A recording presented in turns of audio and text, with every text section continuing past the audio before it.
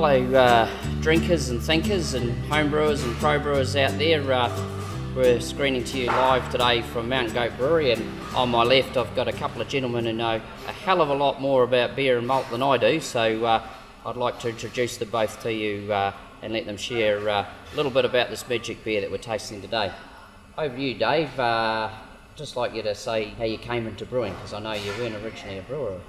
Well, yeah, I was a fitter and turner by trade, but my old man's English came out from England in about 1948, and he liked his English ales, and he wasn't too fussed on Australian beer, so he drummed that into me from an early age, and I started helping him homebrew when I was about 12 or 14. Oh, fantastic. Washing bottles. Yes, yeah. Get the dirty jobs to start up, and he said one day I'm going to brew from scratch, and I didn't know what he was talking about. But anyway, he never went and did it, so I ended up started home brewing, mash brewing, and when I was about 25, and kicked on from there. Did a bit of tripping around Europe, and got a bit of a taste for beer, absolutely. Yeah. And then in my early 30s, I went to Ballarat University and studied the diploma over there. So did you find that the technical training knocked the bad habits out of you, or do you think the home brewing was helpful in many ways? I think home brewing's helpful in a lot of ways. You can get a bit hung up. Home brewers can get a bit hung up on, very pedantic things. And I think it taught me, a lot of technical stuff as well. Brewing beer, just a lot of things about the engineering behind it, bits like that. So And I'm sure that the engineering and fitting and turning skills would come in very handy around the brewery as well. It does, yeah. If the pump breaks down, I've got to jump up and fix it. Yeah, some of the boys, while they're good at, they'll have a go at anything, but Exactly. Like just before we turned up, Dougie was out there working on the mill, which was good fun as well. So let's get on to the beer, Dave, and tell us a little bit about this beer before we throw to Doug and talk about the malts. Yeah, well, I don't know, we were looking for something different. I mean, we've done a lot of IPAs, we've got our regular core beers, I guess, steam ale, hightail ale, and whatever else, and gone around a gamut of different things, Belgian Goldens and Saisons and various other, thinking where we're going to go with this, and I just decided, I was quite blinkered about it, and I put the blinkers on and said I hadn't seen too many red ales around. There was odd ones floating around in America and like that. Not too many people have done it here. I said, why don't we have a go at that? And unbeknownst to me, it's not an easy thing to have a go at because the colour's quite difficult. We've got Doug Michael with us today over from New Zealand. Doug's a fifth generation malting barley grower and maltster. And Doug, do you mind just sharing a little bit about how you decided to go from growing barley to malting it? Yeah, well, I suppose like a lot of farmers at the moment, we're things have changed a lot, and it's been getting harder and harder to carry on the traditional type of farming, and it's got to be economic and sustainable. So we looked at our options, and we didn't have too many really. We could go milk cows, and cows are something that I haven't been all that too fussed on, and we decided to value add. We've always grown malting barley, and something we knew how to do well, and our land's really well suited to growing malting barley. And so we decided to take that extra step further, and it was just sort of timing was perfect with the resurgence of the craft beer industry, and we just timed it well. Just happened to be in the right place at the right time, I think. But it's like everything. It hasn't been all easy, but And Doug, were you a bit like Dave in the sense that you got introduced to barley and malt and beer at a young age? And definitely. I have fond memories. Riding in the header with Dad as a kid, and we had to, pull our weight obviously when we were young, and we had to do all the hard yards. And I was just talking to my wife here before, we never got much time to go to the beach when we were young because we were too busy harvesting. As soon as the sun was out, we were out doing the work. So it's something that I guess, it's a sacrifice we had to make, but it's probably been well worth it when I look back, that's for sure. Walk us through this beer and how a drinker and a thinker and a brewer should approach the beer, taste the beer, what they should be tasting. And same as you do with every beer, I guess. Look at it, check the colour out. I mean, I'm pretty happy with that. Red, isn't it? Beautiful. It's beautiful red colour, and that's down to, again, the malts that Doug's produced. And it is an IPA, so sniff. We've put a lot of aromatic hops in here. There's probably about 5 different types of hops, ranging from American hops such as Atanum, Cascade. Yep, very popular hops at the moment in the craft industry. Yeah, Cascade's a classic old American hop from years ago. It's been around. And we've also used Galaxy, Australian hop, Superfighter Ringwood, and Nelson Sovereign from New Zealand. So we've got a bit of Kiwi stuff in there, all round. You've tipped your hat to the cousins across the ditch twice there, Dave, both with malt and hop. And the ones across the Pacific as well. Exactly. So, yes, there's plenty of aromatic characters. I'm really happy with the aroma that's come through on that. And yeah, have a swig. It's got a really good balance. There's plenty of malt body there. The bitterness is probably a little higher than I wanted, but I think it balances up really well. And it's just got a really nice malty characteristic there. We've got the malts I think you used here. Walk us through the different malts, and we can get Doug to talk a little bit about how they're made, because some people, unlike yourself and Doug, won't know as much about malt and beer as you guys do. Yeah, well, I mean, primarily we wanted to use a base malt that's fairly standard, and we went with the ale malt as one of the core malts there. Yep, and that's one there. Not sure how this will go with.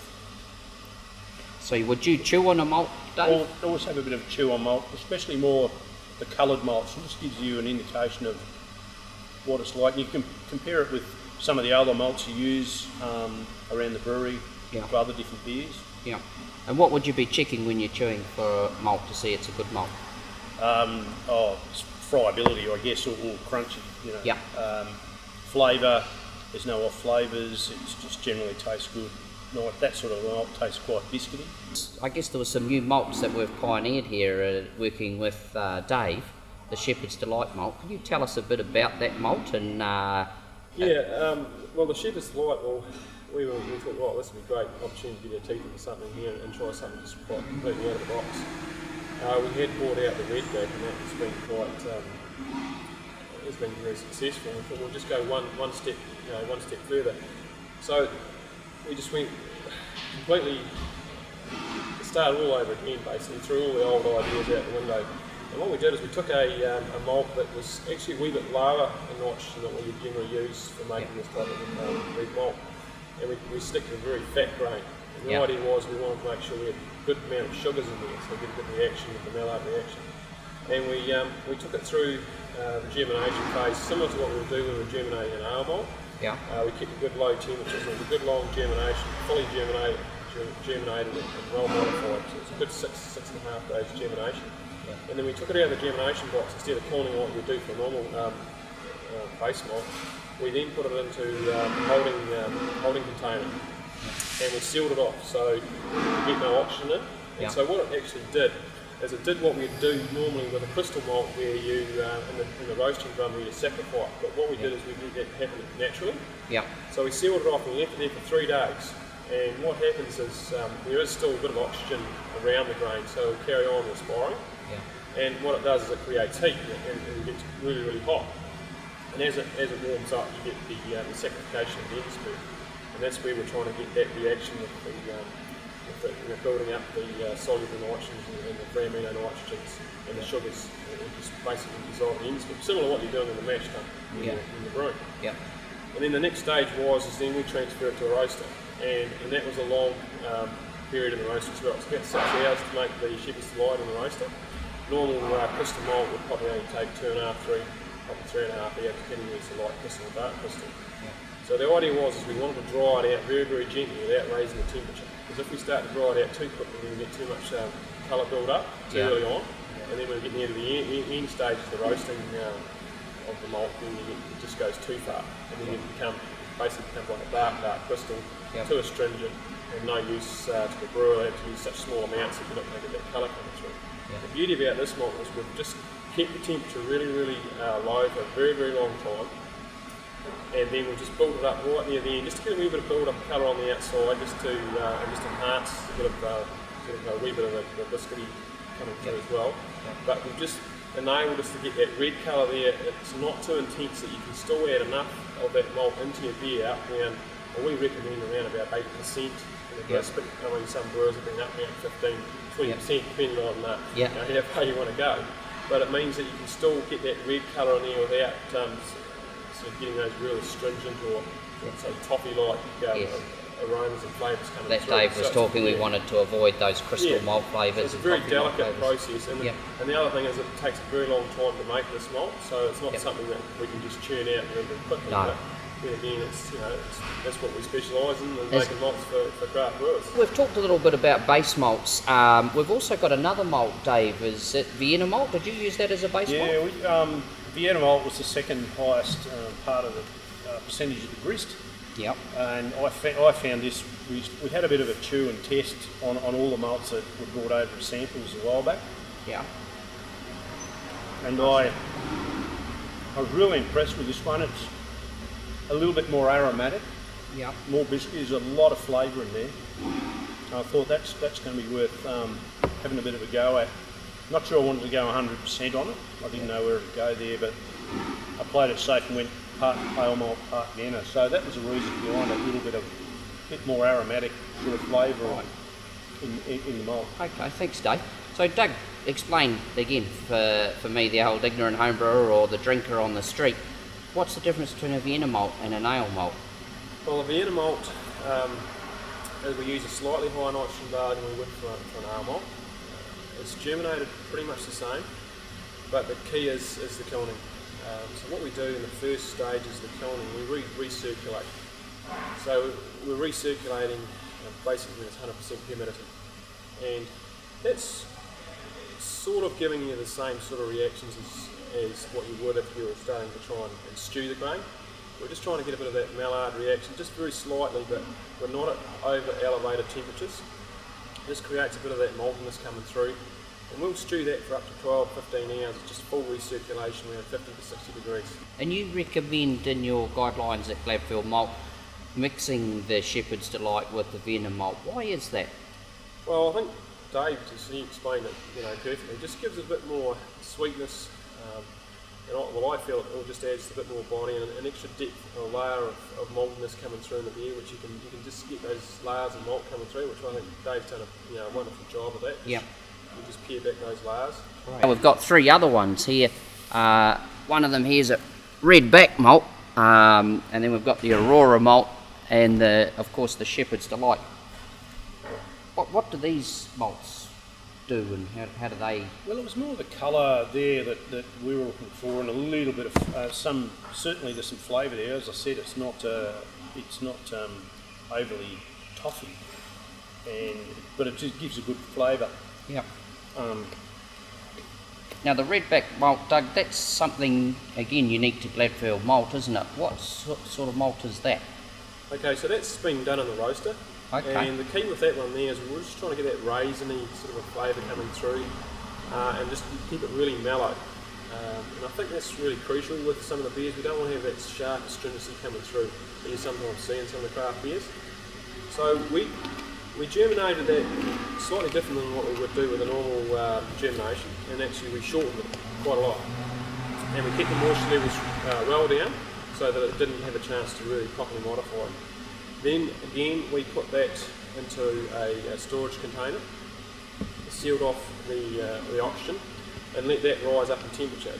The difference between that and the Shepherd's Delight is the fact that A, it wasn't fully modified, and B, we didn't leave it for too long.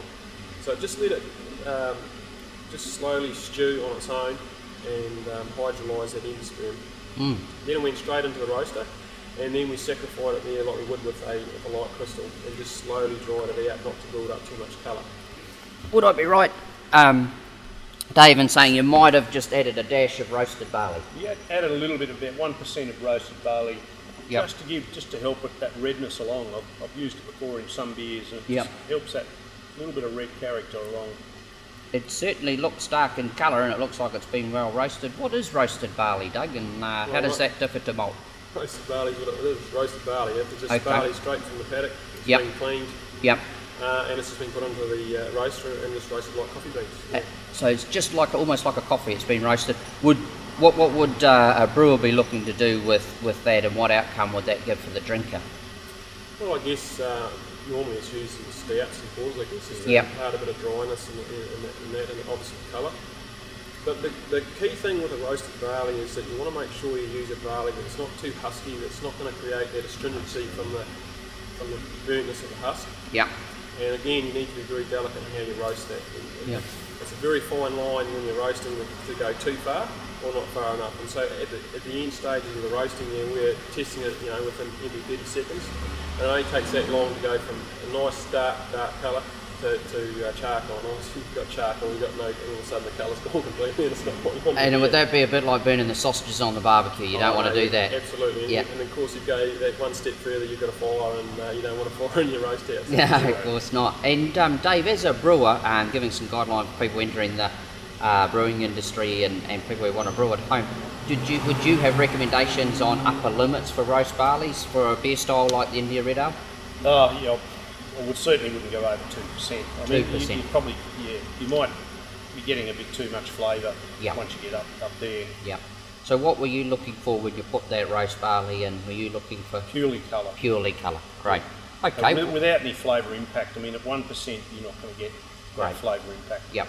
Okay. And does the place where you grow the barley have any impact on the malt? Like in the wine world, they'll talk about regions of the world being good for this grape and that grape because of the climate. Where do you get your barley from, and why is it a great place to malt? Well, absolutely, Dermott. I mean, you did right. It was just like in wine terms, and we're lucky where we are. We're right in the prime area for growing barley, malting barley that is. And malting barley likes to have a cooler growing climate, like a maritime climate, and that's where New Zealand's really suited to it. Obviously, got the sea all around us, and the summertime temperatures don't get much above 22, 23 degrees. Yeah. During the main growing season. And the other thing, of course, is the fact that it's good alluvial soils where we are.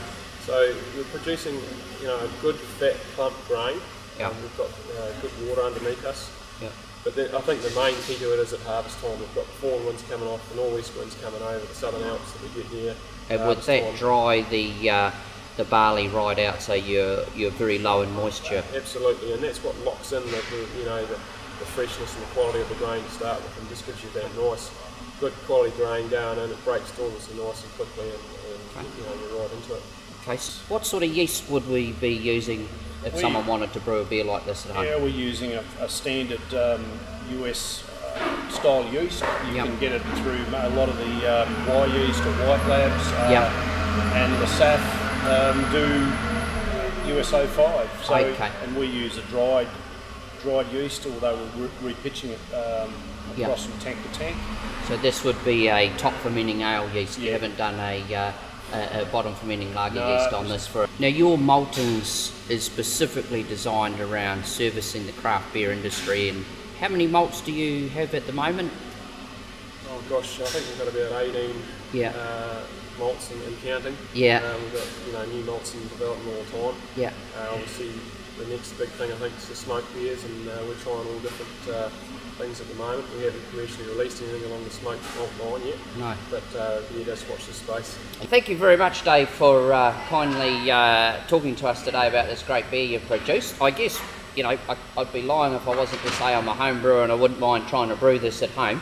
What tips and advice would you give for someone who wants to brew a good India Red Ale at home, and how would they go about it, particularly an all-grain brewer like yourself? An all-grain, the same as I went about. You might have to do a bit of trialling, but I guess some of the trialling I do is almost the size of what home brewers do. So just keep playing with your malts and and try some of the different malts available, especially some of the Cara Reds and things at Shepherd's Delight if you can get hold of it.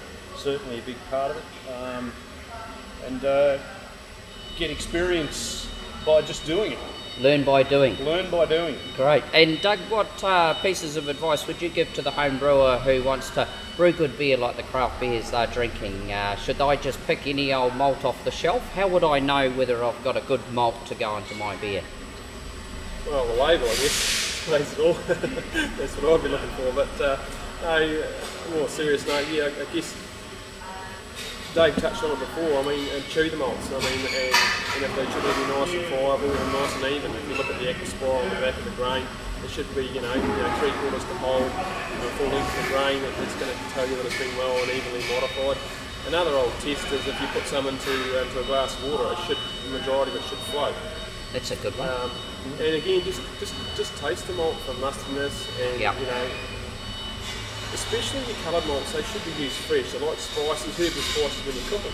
Right. You know, you're after the aroma and the flavour. They're not there to create, you know, the alcohol effect on it. So you need to use them fresh, just like you would be when you're cooking. You don't leave your herbs and spices sitting out the shelf unopened or whatever. So my advice here would just buy what you need for that brew if you're going to be brewing for using your coloured malts. And if you've got a wee bit left over, just get rid of it. Okay. Start fresh. Well, I tell you what, guys, I don't know about you, Dave and Doug, but all this talking about beer's made me mighty thirsty, and I'd just like to say cheers and thanks very much, Dave, for working with Doug and the team at Gladfield Malt, and thanks, Doug, for putting together a great bowl.